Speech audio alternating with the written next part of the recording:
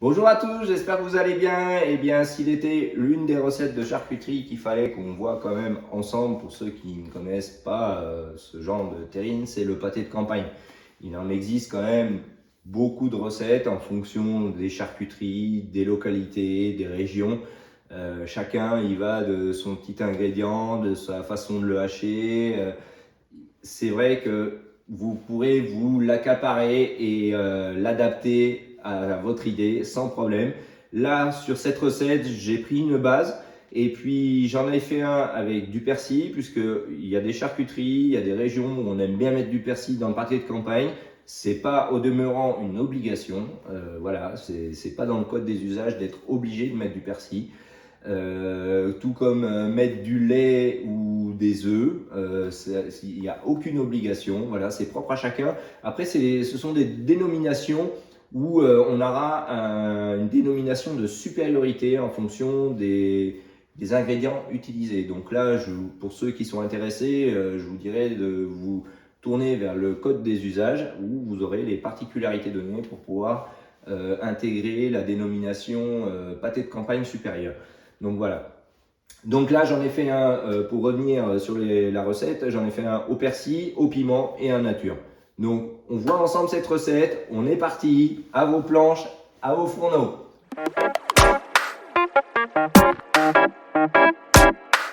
Donc voilà, dans cette recette de pâté de campagne, eh bien, on va mettre notre gorge au sel pour 24 heures et notre foie. Donc, on mélange bien. On mélange bien, on tasse bien, on mettra un film et au réfrigérateur. De même pour le foie.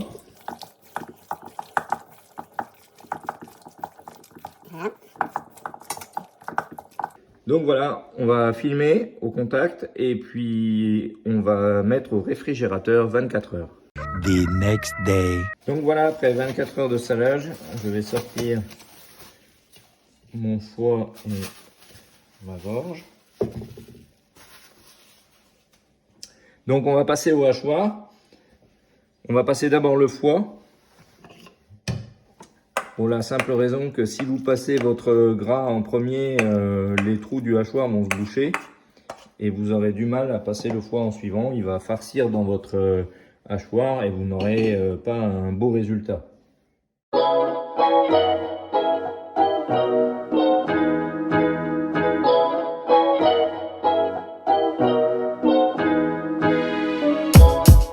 Donc voilà, donc je vais mettre mes oignons.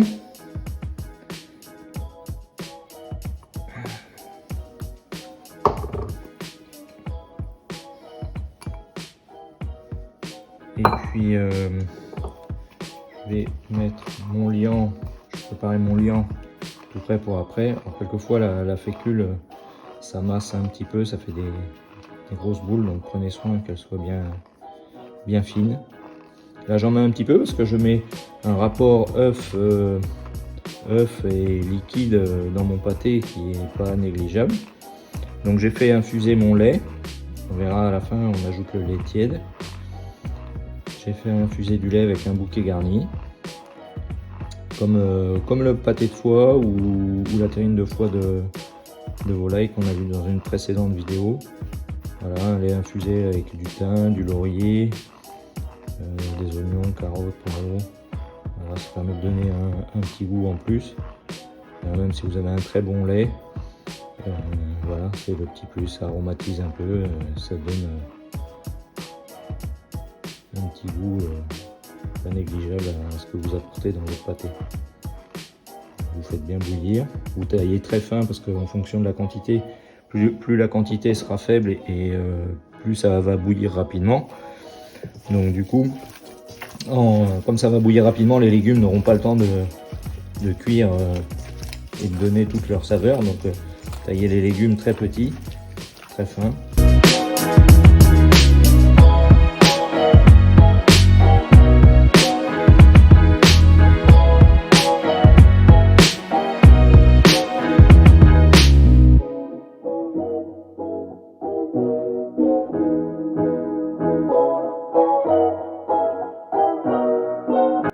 part sur un œuf au kilo.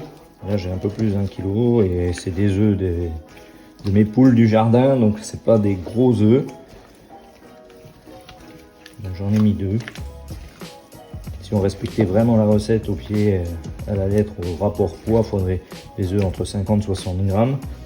Et on partirait là, j'ai presque 1,5 kg fini, il faudrait un œuf et demi.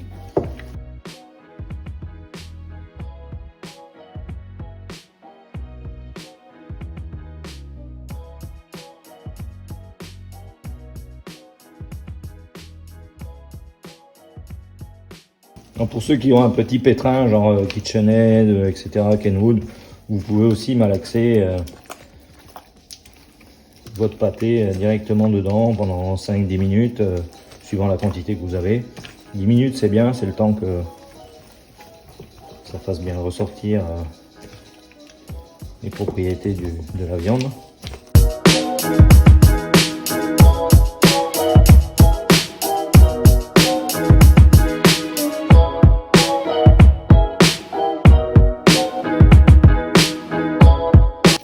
Pour ce qui est de l'oignon, vous avez 2 options. Soit vous le cuisez dans votre lait, vous le récupérez et vous le pesez.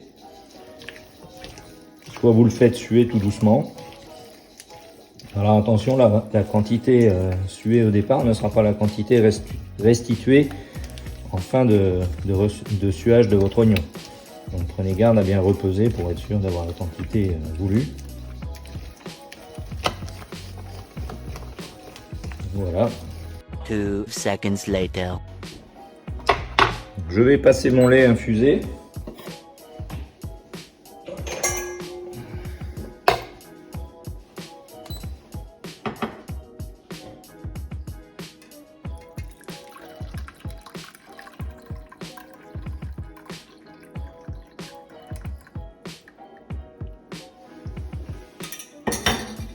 Donc voilà, je vais rajouter mon lait tiède.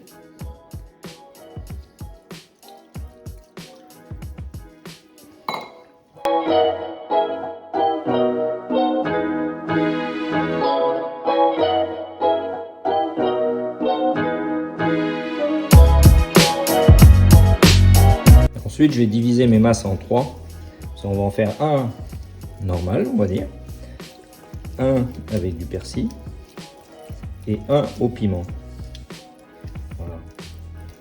Histoire de voir différentes variantes.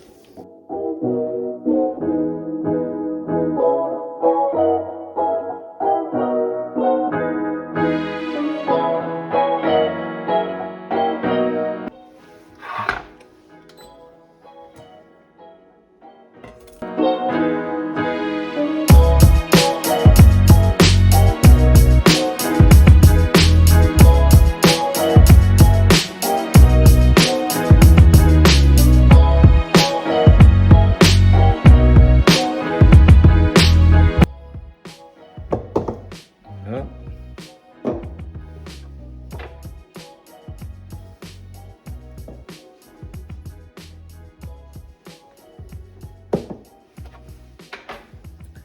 Donc, pour celui au persil,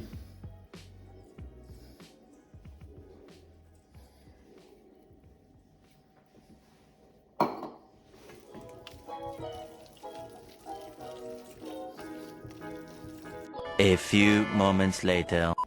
voilà pour celui au persil. Pour celui au piment, alors là en l'occurrence c'est du piment d'Espelette du jardin. Donc c'est vrai que tous les piments n'assaisonnent pas pareil. Donc attention au grammage. En moyenne, on va partir entre 1,5 g à 2 g au kilo, pour ceux qui n'aiment pas trop piquant, et sur des piments déjà forts. Sur du piment d'Espelette, vous pouvez monter en grammage parce que c'est un piment qui est très bon mais qui n'arrache pas non plus, donc tout dépend comment vous voulez pimenter. Là en l'occurrence je suis sur 2 g au kilo. Donc, comme j'ai une terrine de 500 g, j'ai mis 1 g de piment et je sais que je vais être bien parce que c'est un piment du jardin et C'est un piment d'Espelette que j'ai fait au potager et il envoie déjà pas mal, quoi. Donc si on veut que tout le monde apprécie au minimum le piment, faut pas le faire trop fort, sinon vous avez des gens qui vont dire ah ben non je mange pas parce que c'est trop piquant. Donc voilà, faut trouver le juste milieu.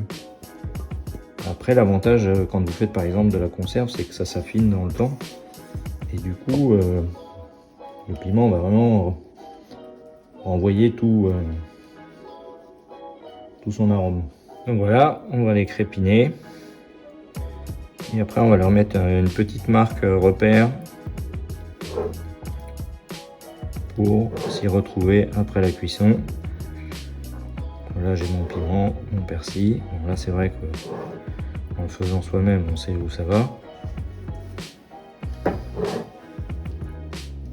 Mais si c'est pas nous qui les sortons du four, par exemple, c'est bien d'avoir un repère visuel. Après, on peut mettre un petit morceau de barde. Voilà. Ça, le nature.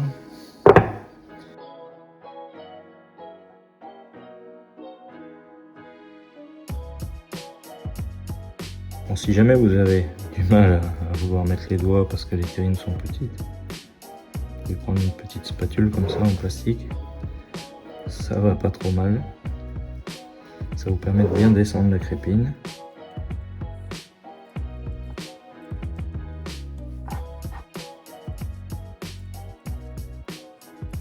Voilà. Là on va les laisser poser 15-20 minutes comme ça. On va préparer le temps que notre four préchauffe. Et puis on va les mettre en cuisson. Donc voilà, on est parti. On enfourne à 150 degrés. Et quand on aura un début de coloration sur nos terrines, eh bien, on mettra l'eau dans notre bain-marie. A few moments later. Donc voilà, mes terrines sont bien colorées. Je vais baisser mon four à 100 degrés, mettre l'eau dans mon bain-marie, que je viens de faire, et mettre ma sonde pour contrôler la température à cœur. A few minutes later. Donc voilà, au terme de ma cuisson, j'ai sondé à 72-73 et j'ai laissé l'inertie continuer. On est monté à 75-78 parce qu'il y a une terrine un peu plus petite que les autres. Et maintenant, tant que c'est chaud, j'ai fait un petit bouillon de légumes gélifiés. Après, on peut prendre du bouillon de charcutier, hein, un bouillon pas trop fort en sel par contre. Et je vais remplir mes terrines, puisqu'en refroidissant, elles vont s'imbiber du jus et du coup, ça vous fait un pâté pas trop sec. Voilà. Alors, certains, quelquefois, font pencher leur terrine pour vider tout le gras. Moi, je trouve ça dommage parce qu'il y a toujours un peu de jus résiduel dans le fond de la terrine et du coup, en jetant le gras, on jette aussi le jus. Donc, je préfère autant remplir la terrine, voilà, comme ça. Le gras qui dépassera au-dessus, on peut l'enlever quand c'est réfrigéré. Et voilà. Et le pâté, au moins en refroidissant, ne s'assèche pas dû à l'évaporation qui se fait par la chaleur résiduelle de cuisson. Vous avez toujours en refroidissant les vapeurs qui s'échappent et donc du coup le pâté sèche un peu. Donc en faisant comme ça, vous avez quand même... Donc là j'ai été généreux parce que je pense que le pâté va pomper, mais vaut mieux qu'il y en ait un petit peu trop et l'enlever après plutôt qu'il n'y en ait pas assez, quoi. Donc voilà, on va laisser refroidir. Et puis quand ce sera assez redescendu en température, eh bien on le mettra au réfrigérateur au moins pour 24 à 48 heures avant de pouvoir en profiter. Si d'aventure le bouillon venait encore à diminuer, c'est-à-dire que vous avez une masse qui pompe le bouillon, rien n'empêche d'en remettre un petit peu. Voilà. Donc voilà pour cette recette de pâté de campagne où on a fait des petites variantes histoire de varier les plaisirs, puisque tous les goûts sont dans la nature, hein, rien n'empêche de rajouter ceci ou cela dans une recette donnée. Moi, c'est mon but, c'est de vous faire découvrir la recette de base pour ceux qui savent pas faire ou qui voudraient faire et qui n'ont pas toutes les ficelles. Donc voilà, j'espère que ça vous guide dans votre projet de réaliser une petite terrine de campagne. Et puis on travaille toujours sur des petites quantités, donc c'est ce qui est intéressant. Même en partant sur 1 kg de mêlée fini, faire 2 petites terrines de 500, ça prend le même temps en cuisson. Et si vous voulez en faire 3, vous en faites 3. Donc, et puis vous variez, vous rajoutez ce que vous voulez dedans, vous vous faites plaisir, vous la présentez différemment. Donc voilà, c'est vous avez libre cours à la transformation de votre produit fini. Donc voilà, moi je vous donne les armes entre guillemets pour démarrer et après vous faites ce que vous voulez. Donc j'espère que cette recette vous a plu, j'espère que la chaîne vous plaît. Pour ceux qui découvrent, n'hésitez pas à vous abonner et puis liker la page et la petite cloche de notification, et bien comme ça vous saurez dès qu'une prochaine recette sortira sur cette chaîne. Vous retrouverez dans la barre d'infos les liens du site avec tous les grammages, les temps de cuisson, les températures. Pensez toujours que pour une température finie donnée à cœur, pensez toujours que vous pouvez descendre de 3 ou 4 degrés en fonction de la puissance de votre four, puisque four éteint, il y aura toujours une inertie qui fera prendre 3 ou 4 degrés en fin de cuisson, même four éteint, et votre pâté finira de cuire, même le four éteint, même sorti du four. Voilà. Il y aura toujours minimum entre 2 et 4 degrés de prise de température. Donc ne poussez pas trop non plus la cuisson, puisque après vous allez surcuire, vous pouvez avoir du gras de fonte plus conséquemment, et c'est dommage parce que votre produit pourrait être plus sec si vous avez plus de perte de masse en fonte. Donc voilà, je vous dis à très bientôt, portez-vous bien, et puis à une prochaine sur cette chaîne pour une nouvelle vidéo. Ciao!